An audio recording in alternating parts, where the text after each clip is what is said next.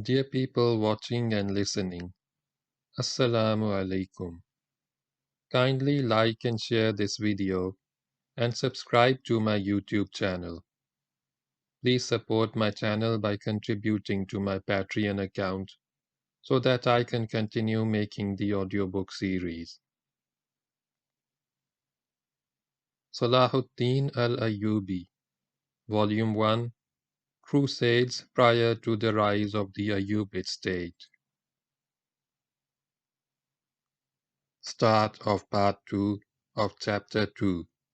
The most important causes of the Crusader invasion.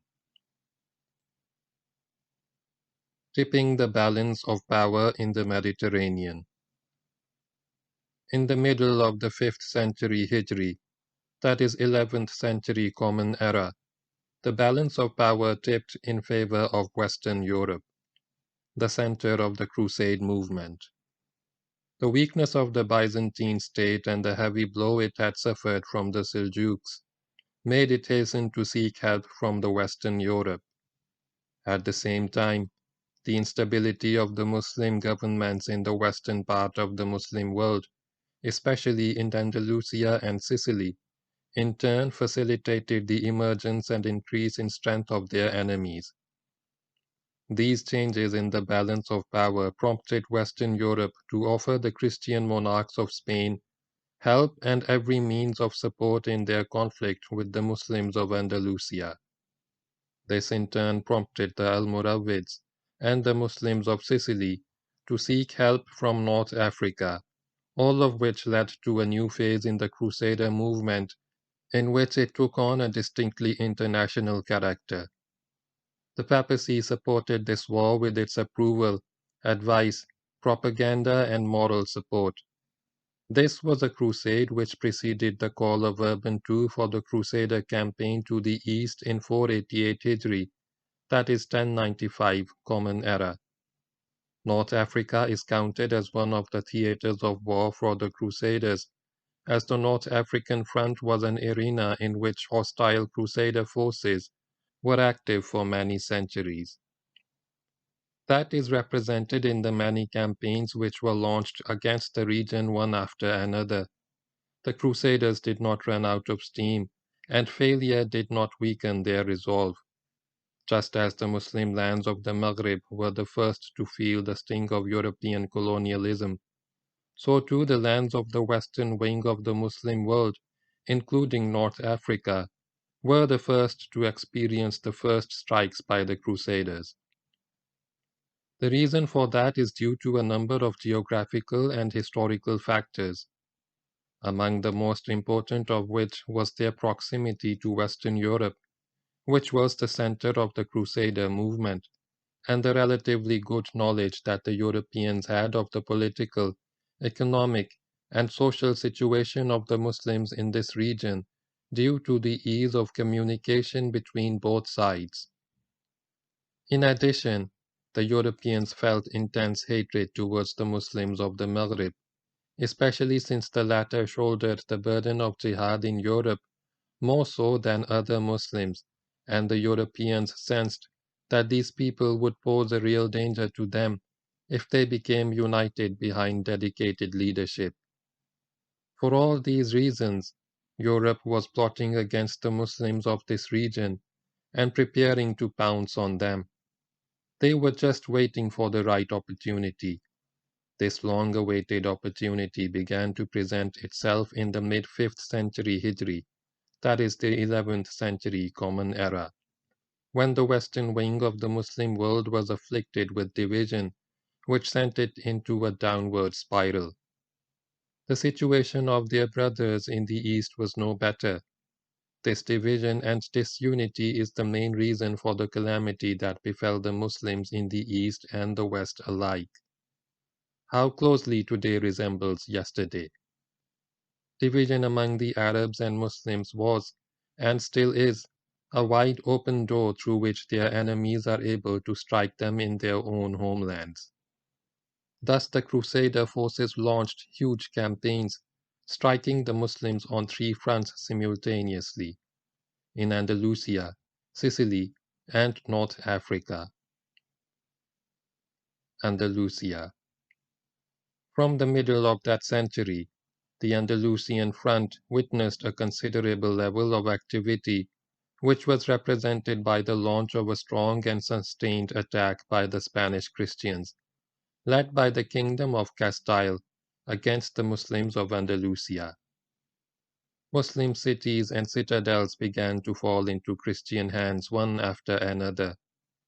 They achieved victories over the Muslims in numerous battles, victories which were crowned by the fall of Toledo in 478 Hijri, at the hand of Alfonso IV, King of Castile.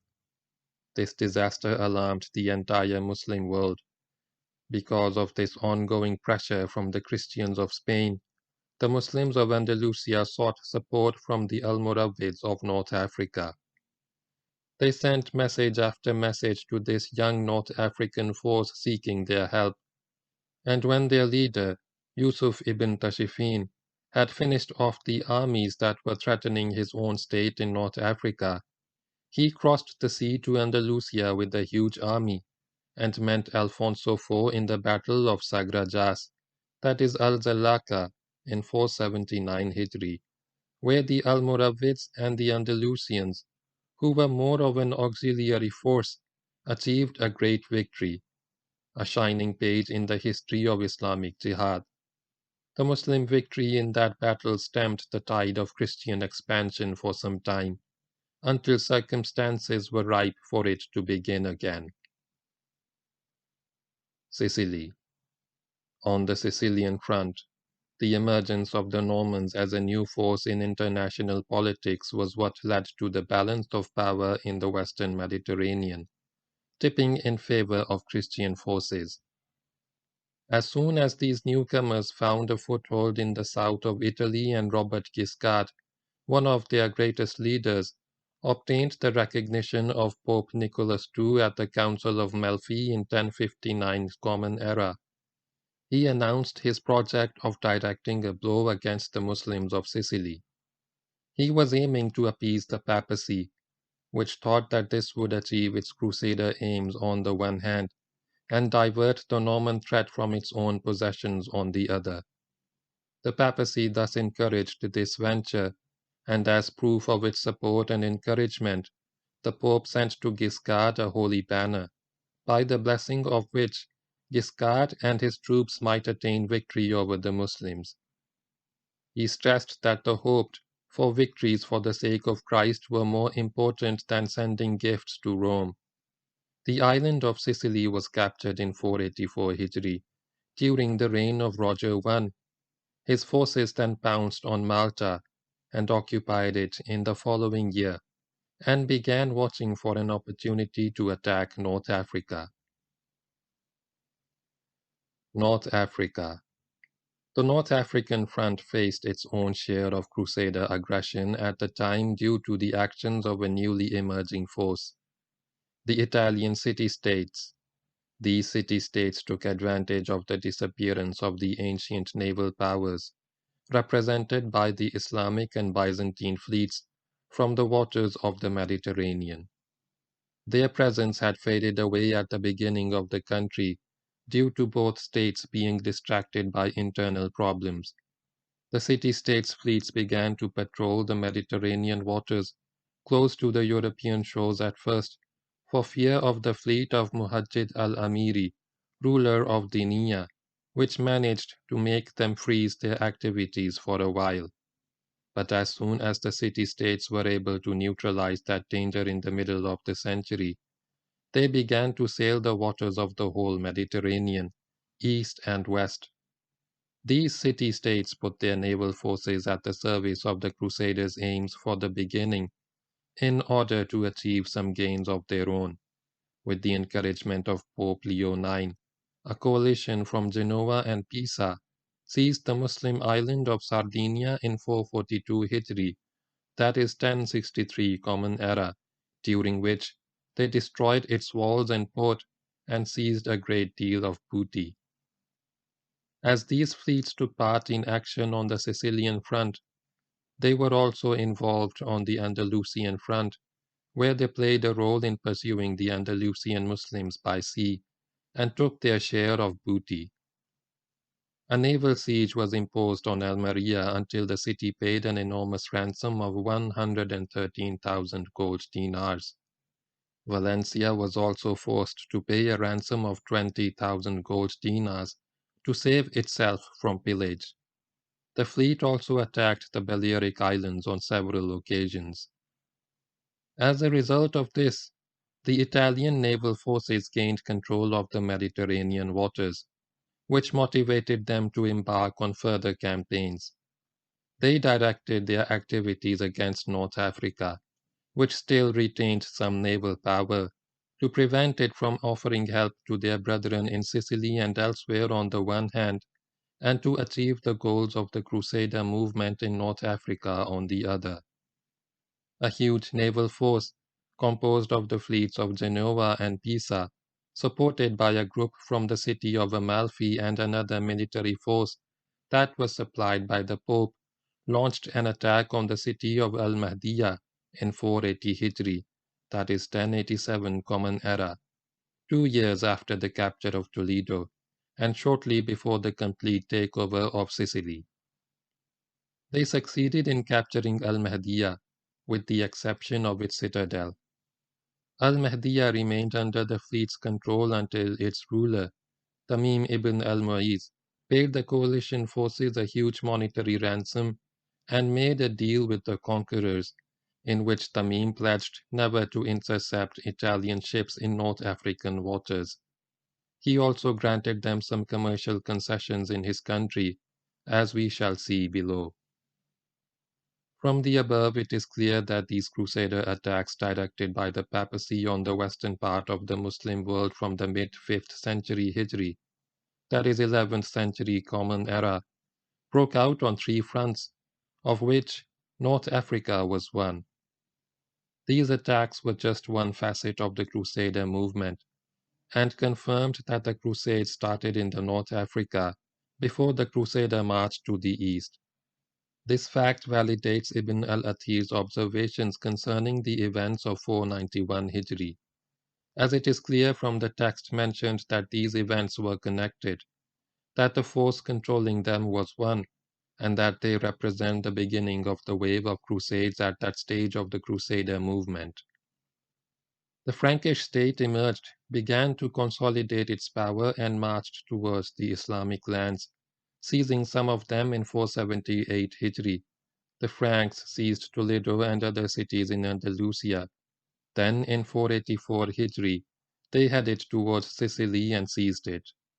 They headed towards North Africa, where they seized some regions and some regions were wrested from them. In 490 Hijri, they set out for Syria. Even though most of the Crusader forces headed towards the east, that did not erase the idea of occupying North Africa from their minds. Norman hopes of capturing it remained until that was achieved during the reign of Roger II, when most of the coastline, from Tripoli in the east to the city of Tunis in the west, was seized in 543 Hijri, that is 1148 Common Era. The Crusader wars raged on the North African front at the same time as they were raging on the Eastern front. The Norman presence remained there until Abd al-Mu'min ibn Ali, head of the Almohad state, drove them out of their last stronghold, Al-Mahdiya, in 555 Hijri, that is 1160 Common Era. At the time when there was a tilt in the balance of power in Muslim North Africa, we see that this contributed to the Islamic resistance in the east during the reign of Nur ad-Din Mahmud Zangi and Salahaddin al-Ayyubi, as will be explained further. The Byzantine Emperor seeks help from Pope Urban II. The Byzantine Emperor Alexios Komnenos sought help from Pope Urban against the Seljuks.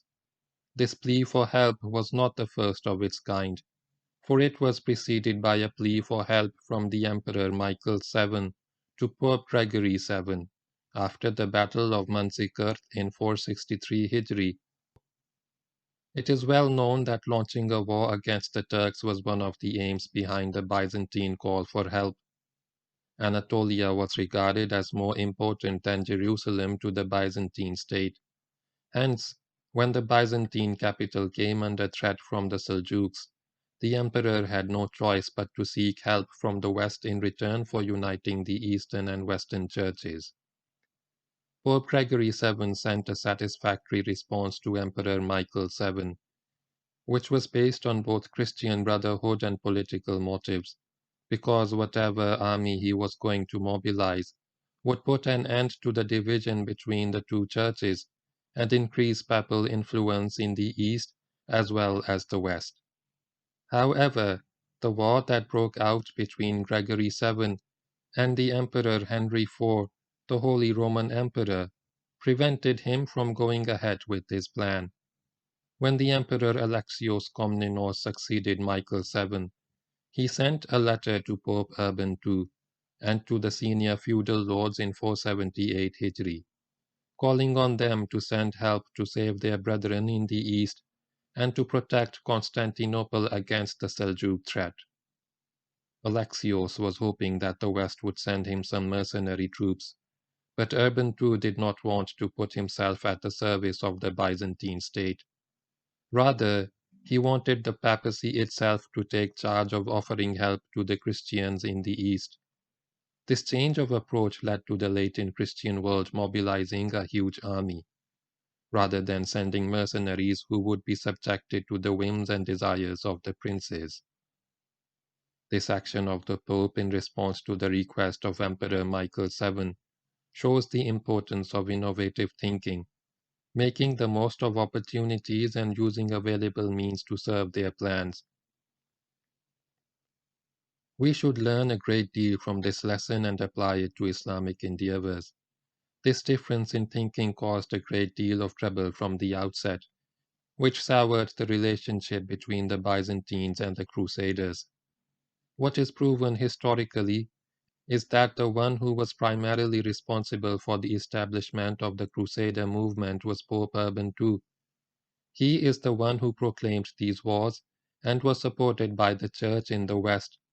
All contemporary Latin historians attribute to him the main role in launching the Crusades. Pope Urban II and his comprehensive plan for the Crusade campaign.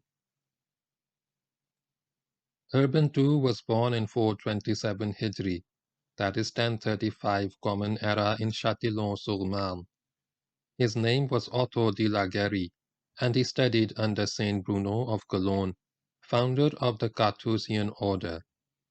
In 461 Hijri, that is 1068 Common Era, he became a monk in the monastery of Cluny, near Macon, and joined the service of the influential pope at that time, namely Gregory VII, who had a strong belief in the superiority of the papacy over the empire. Odo was appointed Cardinal Bishop of Ostia in 473 Hijri, that is 1080 Common Era, and he served the church in Germany during the period 477 Hijri, that is 1084 Common Era, to 478 Hijri, that is 1085 Common Era. He supported, in a legitimate fashion, Pope Gregory VII during his conflict with the Holy Roman Emperor Henry IV. Urban II was also connected to the Synod's church councils in Saxony, which were held in 478 Hijri, that is 1085 Common Era. When Pope Victor died on 16th December 1087 Common Era in Monte Cassino, Clement III seized control of Rome. Then Urban II was elected Pope after a lengthy delay in Terracina, which is south of Rome near Gaeta. He took on the papal name of Urban II. We may note from the biography of this man that he was characterized by his great energy and the tight control that he exercised over all the regions that were subjected to the influence of the Mother Church. His attitude towards Spain illustrates an important dimension for us. This pope supported the war against the Muslims.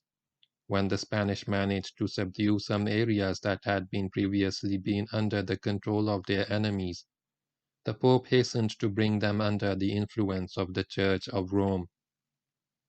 Undoubtedly, in his support of the war against the Muslims, Urban II was following in the footsteps and following the teachings of Pope Alexander II. This confirms for us an essential fact, which is the existence of an ulterior strategy that the papacy in Rome was carefully executing in the 11th century Common Era, that is 5th century Hijri, regardless of changes and successions of popes. The most important feature of this strategy was expansion of the influence of the Roman Church, unification of the churches, and fighting Islam wherever it was found, on the basis that it was a bitter enemy which must be confronted and defeated at any cost. It may be noted that through the repeated Byzantine cries for help, despite the preoccupation of those who came before Urban II with many other matters, the opportunity came to this pope at the Council of Piacenza in Italy in March 1095 Common Era, that is 488 Hijri, when he decided to respond to the call of Emperor Alexios Komnenos. However, at the Council of Piacenza, the Pope failed in his call to launch a crusade against the Muslims in the East. Urban II holds a church council in southern France. Despite the failure of the Council of Piacenza, the Pope did not abandon his stubborn resolve to achieve his goal by all possible means. He went to his original homeland of France to find the support he needed to make the plan he had in mind succeed. This choice is indicative of his particular intelligence, because the conservative and traditional region of southern France was a geographical point of contact with the war that the Spanish had launched against the Muslims in Spain, in addition to the fact that merely suggesting the idea on French soil made immediate success a possibility, because France was the original homeland of the Pope, and he knew the lie of the land, especially since it also had its own history with Islam, namely the Battle of Poitiers, which is known to the Muslims as Balt ash-Shuhad, that happened in 114 Hijri, that is 732 Common Era, in which the Muslims were defeated and the expansion of Islam was halted and prevented from going beyond the Pyrenees. By analyzing the speech that the Pope delivered at the Council of Clermont, we will understand that all these aspects were present in the mind of this sharp-witted, strong-willed man who had been raised in the strict Carthusian monastic order. Whatever the case, the Pope headed towards Clermont in southern France and held a church council there. On the 10th day of the council, which dealt with numerous issues of concern to the church, the Pope delivered a speech of utmost importance to his audience. That occurred on 27th November, 1095 Common Era.